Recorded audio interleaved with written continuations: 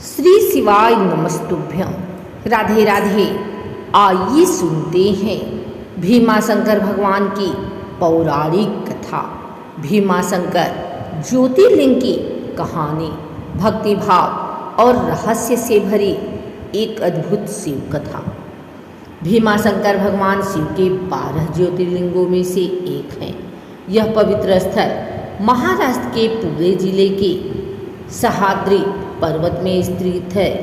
यह न सिर्फ एक धार्मिक स्थल है बल्कि एक पौराणिक युद्ध भूमि भी है, जहाँ भगवान शिव ने एक भयानक असुर का अंत किया था।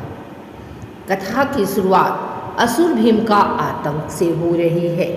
प्राचीन काल में कुंभकर्ण यानी रावण का भाई का एक पुत्र था जिसका नाम था भीम।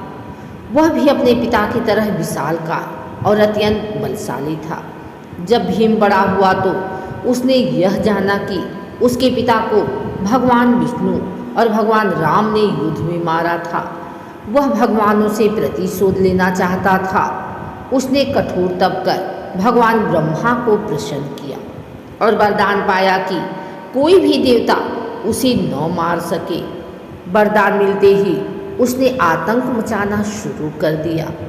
उसने धरती, आकाश और पाताल तीनों लोकों में अपना साम्राज्य फैलाना शुरू कर दिया। ऋषि मुनि, देवता और आमजन उससे भयभीत हो गए।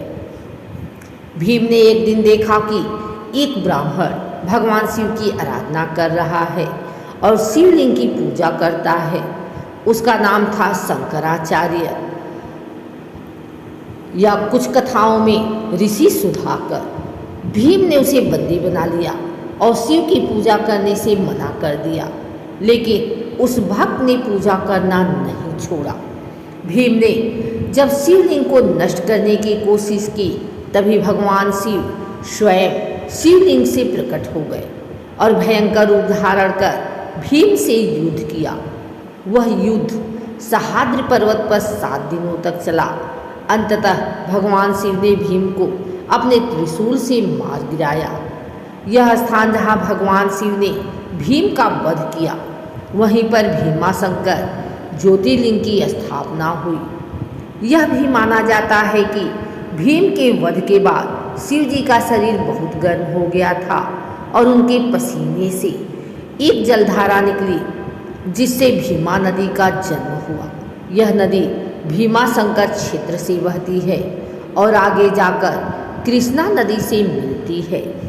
भीमाशंकर की कथा हमें सिखाती है, जब अधर्म अपने चरम पर होता है तो भगवान स्वयं प्रकट होकर उसकी समाप्ति करते हैं। सच्ची भक्ति चाहे विपत्ति कितनी भी बड़ी क्यों न हो, भगवान को आने के लिए मजबूर कर देती है। शिवलिंग में ही स्वयं शिव का वास है। यह कथा उसका प्रमाण है। जय श्री भीमाशंकर।